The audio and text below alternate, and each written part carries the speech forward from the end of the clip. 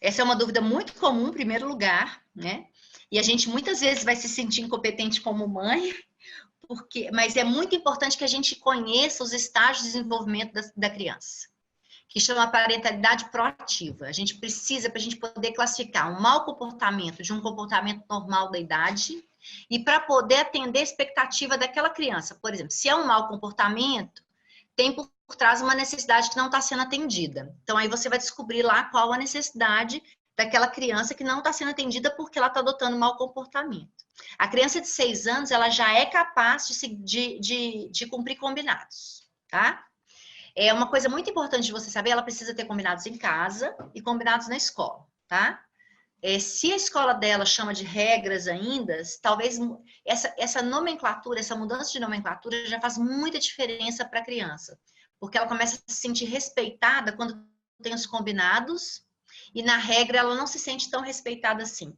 Então, por isso que eu foco muito nisso, no combinado, nos acordos, tá? Porque você vai criar aqueles acordos, aqueles combinados, com a participação da criança. Quem direciona é o adulto. Somos autoridade empática.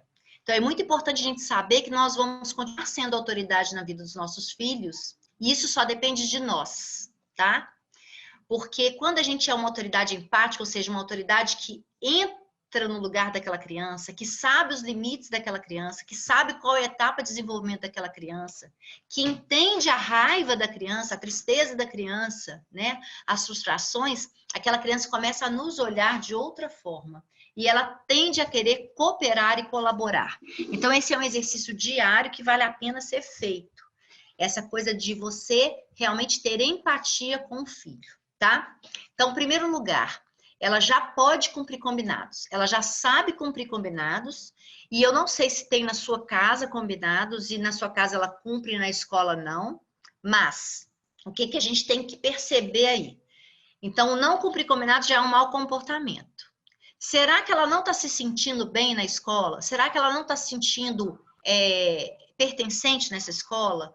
Vista, amada, né, pela professora, pelos colegas, né? Por que ela quer, entre aspas, não aparecer? Por que ela quer desafiar? Qual é o motivo disso? Então, é importante que a gente mude aquele nosso foco de controlar comportamento e comece a pensar no porquê do comportamento. Né? As escolas têm muito isso, vão controlar o comportamento das crianças. Então, vai ter regra e elas vão ter que cumprir. Se não cumprir, tem um castigo. Né? As escolas ainda fazem isso. Quando você muda o foco, então, em vez de você pensar em controlar a criança, porque a criança não é controlável, eles não são robozinhos, né? As crianças, a gente precisa entrar com foco de colaboração, de cooperação. Então, a gente precisa entender por que ela está se comportando assim. Como é que eu vou fazer para saber por que ela está assim, né? Então, vale a pena uma reunião com a professora, ver como é que ela está se sentindo nessa sala. O que eu já te adianto, a criança de 6 anos, ela está saindo do mundo da imaginação e indo para o mundo real. E isso é muito duro, sabia? É, tipo, muito difícil para ela. Então, ela está sentindo que aquele mundo, entre aspas, de ordens, né?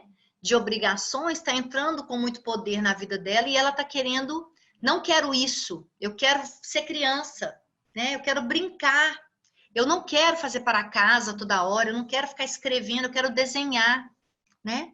Então, ela vai, às vezes, adotar esse desafio, né? Por isso, tantas crianças têm diagnóstico errado de transtorno opositor desafiador.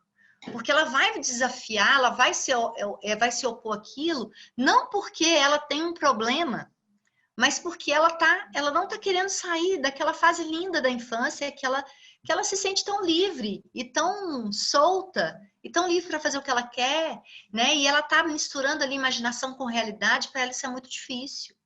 Então, em vez de você pensar que você é uma mãe incompetente, pense que você é uma mãe muito competente e acolha essa criança, né? Acolha essa criança que está na dor, né? Ela está na dor da saída da primeira infância. Então, ela precisa ser acolhida em casa e na escola. E a escola entender que o que a gente pode fazer para que ela queira cooperar, para que ela queira colaborar, né?